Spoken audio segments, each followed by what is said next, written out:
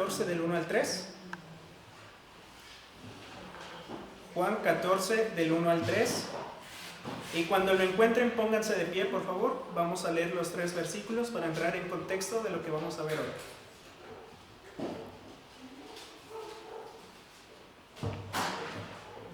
Repito, Juan 14 del 1 al 3.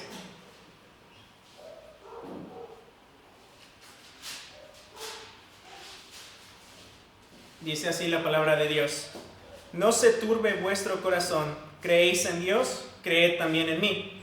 En la casa de mi Padre muchas moradas hay. Si así no fuera, yo os lo hubiera dicho. Voy pues a preparar lugar para vosotros, y si me fuere y os preparare lugar, vendré otra vez y os tomaré a mí mismo, para que donde yo estoy, vosotros también estéis. Vamos a orar. Bendito Padre y Señor nuestro, te damos las gracias porque tú nos permites estar aquí, mi Señor. Gracias porque eres bueno para con nosotros y nos permites tener un lugar donde congregarnos para alabar y glorificar tu santo nombre.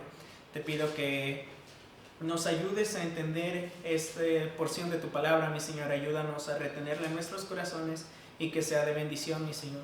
Gracias porque tú eres bueno y por todo lo que nos das. En el nombre de Cristo Jesús. Amén. Pueden tomar asiento, hermanos.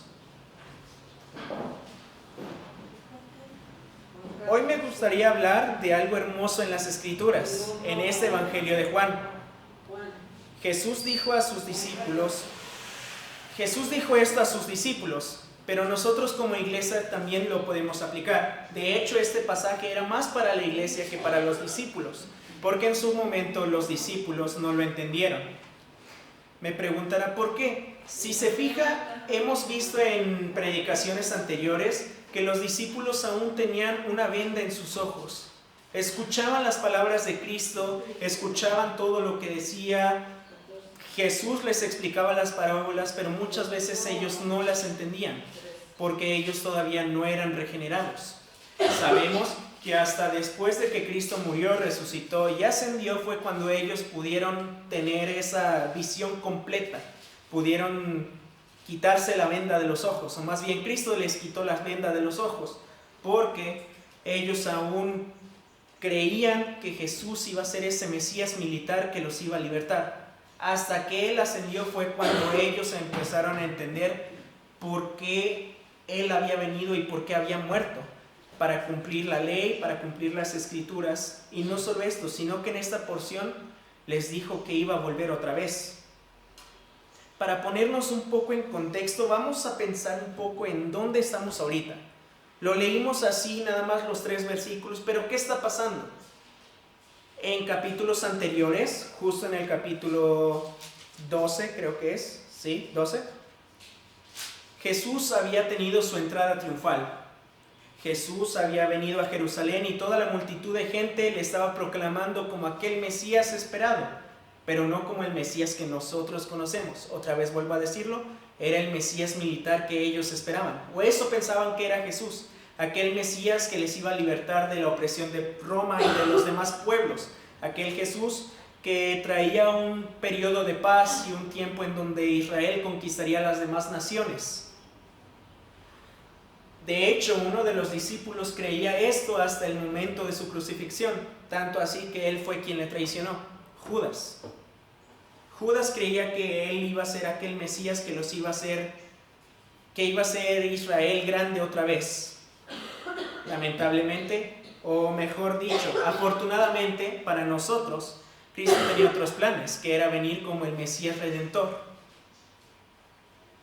Así que durante mucho tiempo atrás los discípulos, justo en la cena y todo lo demás, ya habían visto que él era el Mesías, pero él les empezaba a decir que él iba a morir, que él iba a morir, que él iba a morir, que él iba a cumplir las Escrituras, que los gobernantes lo iban a colgar de un madero, que esto y que lo otro. Entonces los discípulos estaban realmente confundidos. Yo pienso que muchos de ellos pensarían, ¿eres o no eres el Mesías que esperamos?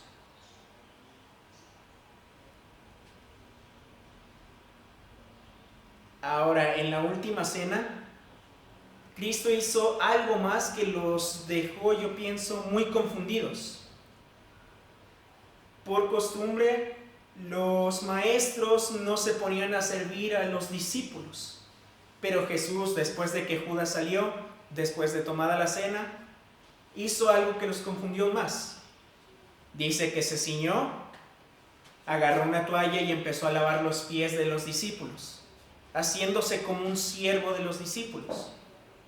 Aún Pedro, estando confundido, dijo: no me laves los pies, yo necesito lavarte los pies a ti, tú eres mi maestro, no te rebajes a mi nivel. Y Jesús le respondió que para ser grande en el reino de Dios necesitas servir a los demás. Parafraseado, obviamente.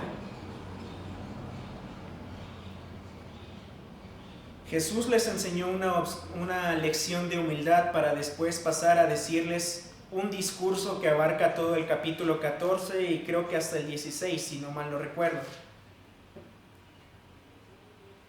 Estos versículos eran un discurso de aliento a los discípulos, un discurso de consuelo, porque ahí les estaba advirtiendo todo lo que les había de venir. En esta porción les dijo que iban a ser como ovejas sin pastor, que todos los iban a andar cazando, que iban a ser esparcidos, que los iban a perseguir. Aquí profetizó Jesús también que Pedro le iba a negar. También podemos ver que Cristo mismo le dijo que el diablo le había pedido a Pedro para zarandearlo como si fuera trigo. Así que en esta porción, para iniciar, tenemos un consuelo, los primeros 3 versículos, que es en donde nos enfocaremos hoy. Vayamos al versículo 1. Dice: no se turbe vuestro corazón, creéis en Dios, creed también en mí. A simple vista parece algo confuso las palabras, o tal vez algo simples. Juan 14 del 1 al 3, hermano. Tal vez un poco simples. No se turbe vuestro corazón, creéis en Dios, creed también en mí. ¿Por qué lo dijo así? Obviamente el corazón de los discípulos estaba turbado, estaba confundido, no sabían qué iba a pasar. Por un lado, como ya dije, le proclamaban rey. Por otro lado, Jesús decía que iba a morir. ¿Qué iba a pasar? Si yo estuviera ahí, yo estaría muy confundido y preocupado. ¿Qué es lo que habrá de pasar? Pero Jesús dijo: no se turbe vuestro corazón. Él les dijo, y esto va para también nosotros, la iglesia, que a veces va a haber situaciones en donde nuestro corazón se va a turbar. Va a haber ocasiones en donde vamos a estar confundidos, va a haber ocasiones en donde no sabremos qué hacer. Pero dice: no se turbe vuestro corazón. Si creen en Dios, si creen en el Dios que hizo milagros, que hizo maravillas, que abrió el mar rojo, que salvó a 8 personas en un arca y a todos los animales, aquel Dios que profetizó durante mucho tiempo que iba a venir un Salvador, aquel Dios que hizo llover fuego del cielo, si creen en ese mismo Dios, creen en mis palabras, crean en mis palabras. Les estaba diciendo Cristo a sus discípulos. Pero no solo esto,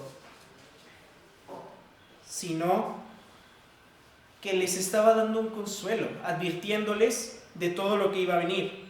Ciertamente iban a ser perseguidos. Notemos que Cristo dijo: creed también en mí. Como dije ya, esto era para asegurarles que si creían en Dios, también creyeran en Él. Regresemos un poco a la percepción de los discípulos. Ellos estaban entre el Mesías militar y lo que Cristo decía, que era la verdad. Aunque ellos le veían como Mesías, no era el Mesías que ellos pensaban. Jesús mismo les dijo en Mateo 16:22 que Él iba a morir a manos de los líderes, que lo iban a prender como un criminal y que le iban a matar. Obviamente los discípulos no querían que Jesús muriera porque ellos pensaban que les iba a liberar. Ellos no pensaban que pudiera ser rey si moría. Pero nosotros ahora con el panorama más completo podemos ver que siendo muerto fue cuando pudo tomar la corona de rey. Él ya era rey desde el principio, pero tomó el dominio de la muerte en su muerte, siendo el primogénito de los muertos, el primer resucitado, por su gran poder y gloria. Pasemos al versículo 2. En la casa de mi padre muchas moradas hay, si así no fuera, yo os lo hubiera dicho. Voy pues a preparar lugar para vosotros. Este versículo en realidad no se puede sacar de su contexto, no se puede tomar por sí solo para explicarlo, porque el 3 tiene la misma idea.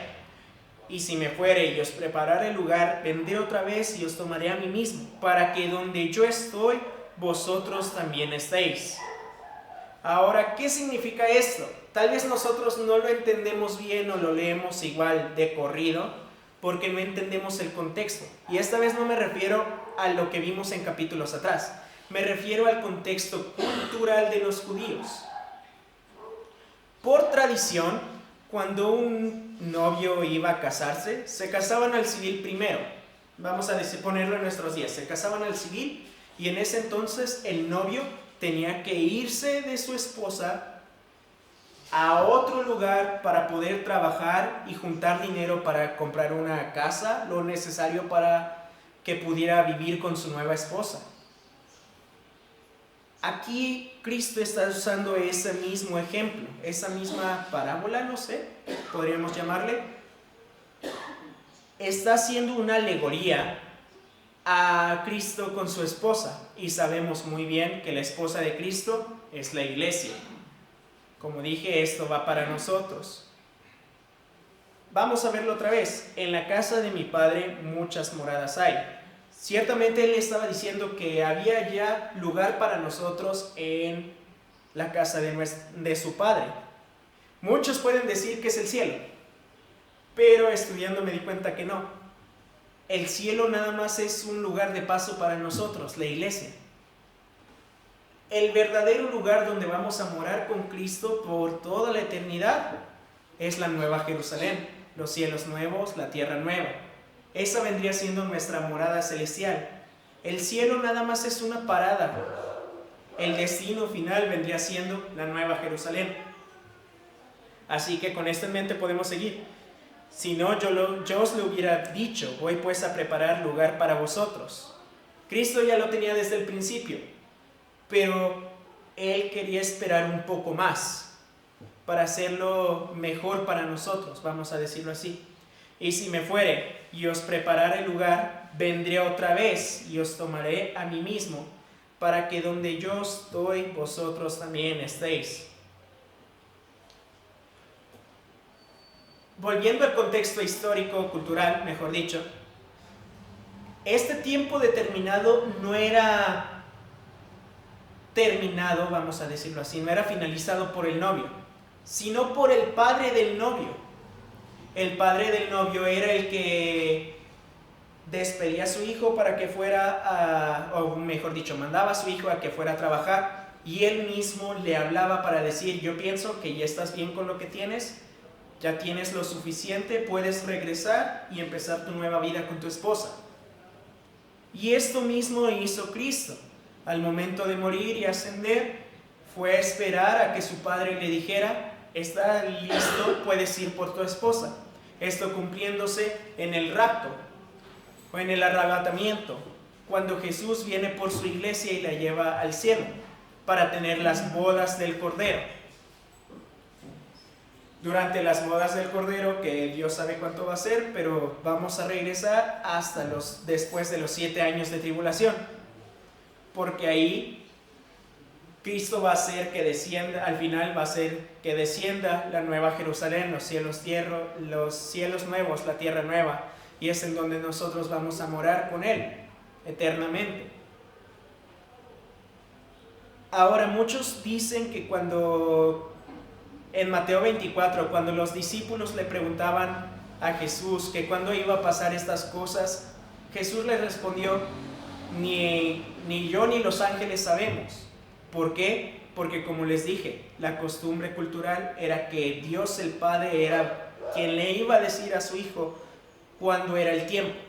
Obviamente Jesucristo es Dios omnisciente, pero aquí no estaba basando en el hecho cultural, solo Dios sabe.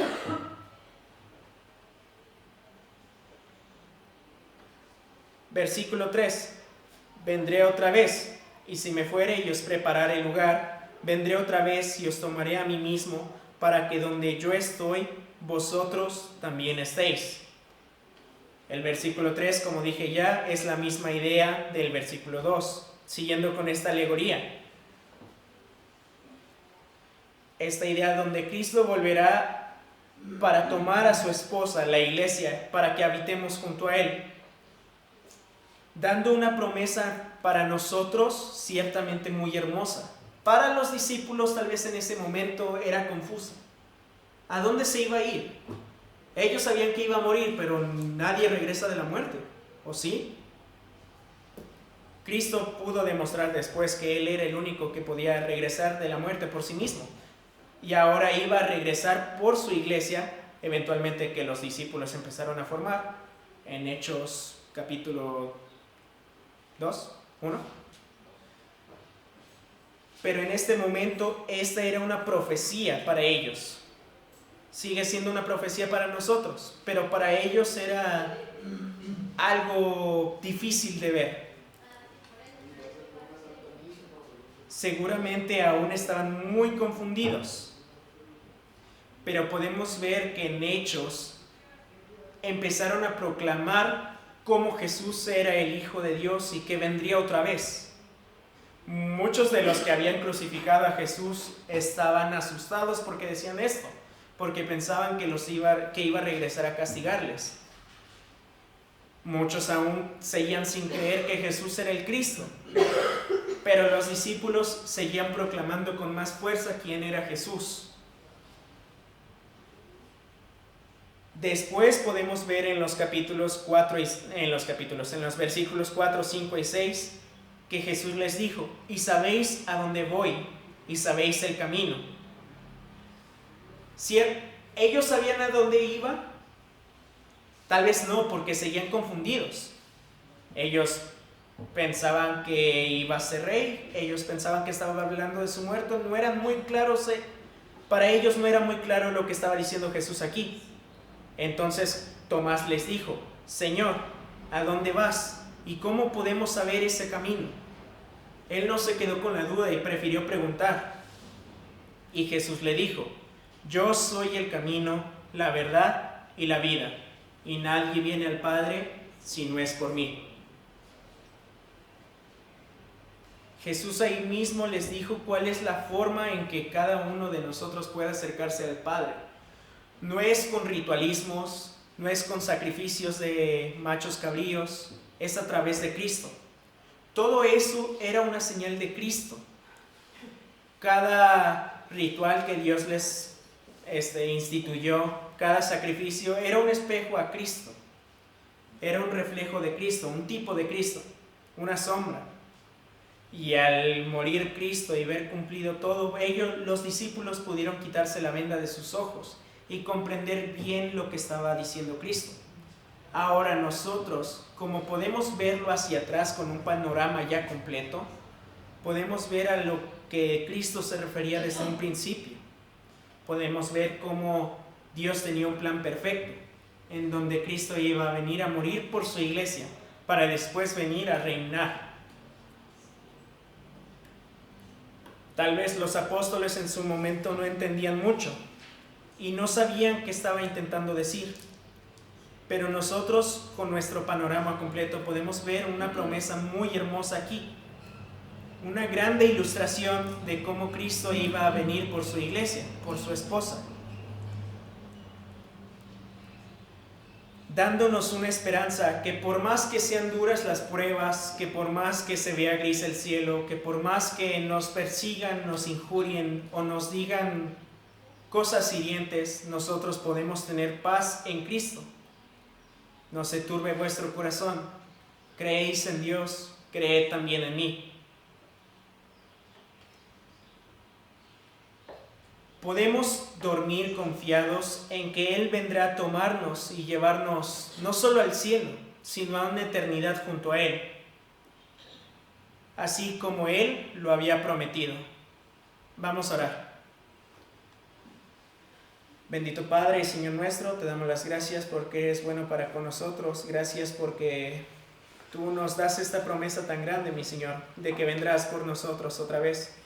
Te pido que tú nos ayudes a confiar en ti y a seguir tu ejemplo, mi Señor, a seguir caminando en lo que tú quieres que hagamos. Ayúdanos a ser buenos reflejos tuyos y gracias por todo lo que nos das. En el nombre de Cristo Jesús. Amén.